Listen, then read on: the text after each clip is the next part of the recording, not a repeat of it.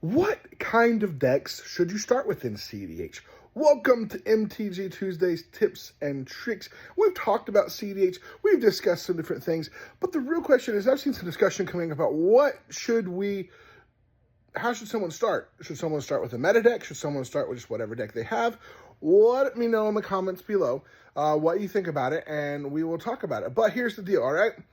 What deck you start with matters about your playstyle. You don't have to just pick a meta deck. You don't have to just pick the best thing there is.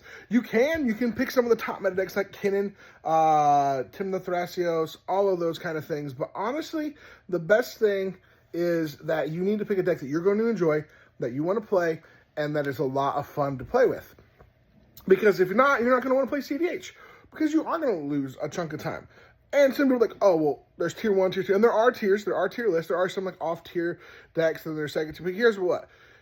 If you're just getting into it and you're not planning to do tournament grinding, you're wanting to learn the ins and outs of CEDH, start with a fun deck. Start with something interesting. Start with things and work it up. Maybe you've already got a deck that you've got a chunk of pieces for. Look at the list first. But find decks that you may have pieces for and start building up. That's out of Kinnan. I already had almost a full Kinnan list. I was missing probably about 10 cards. Those were the expensive ones.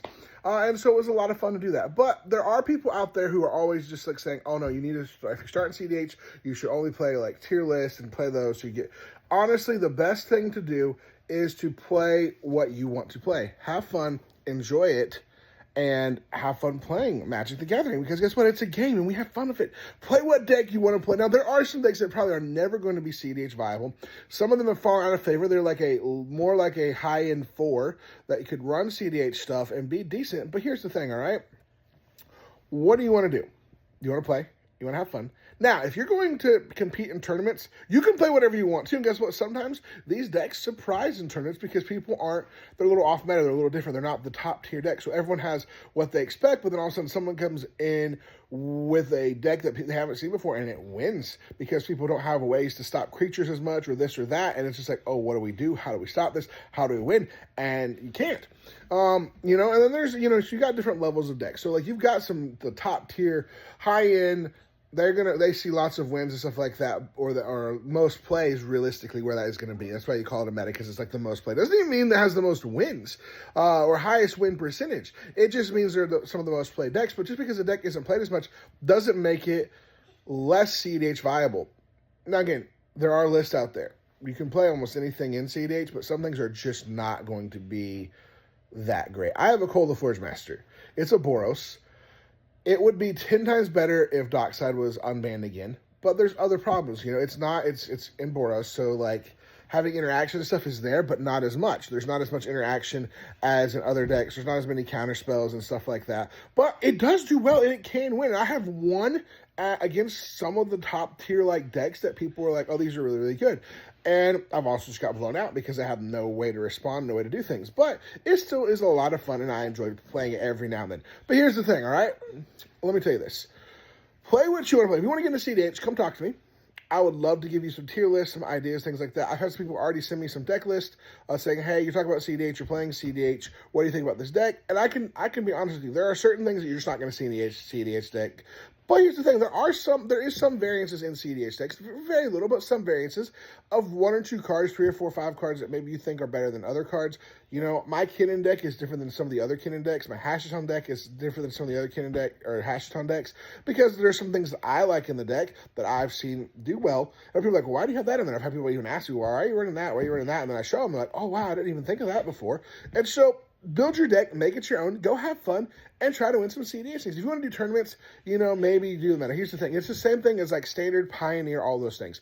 I can bring an off-meta deck to an RCQ, and guess what? My off-meta deck could actually win.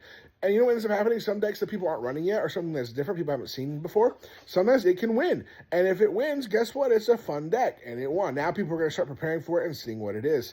And maybe other people are going to play that deck when they win RCQs or that you win, you bring it to the Pro Tour.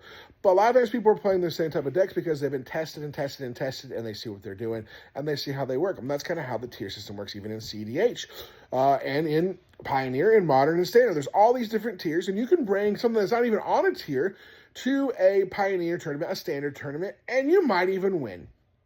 Well, likely it is you're going to have some difficulty, but here's the thing. it's also not, when you're first getting out, find something that I would try to keep things simple.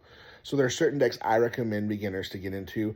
Either something you've been used to playing for a bit. So like if you played, like I played Kinnan before and it wasn't CEDH, but I knew how Kinnan worked. There's some other decks, maybe you play, Esper, and there's some Esper commanders, and you like Esper, or you like this and that, and there's some spells you're used to running and playing like that. You can get all those and do all those and have fun playing CEDH.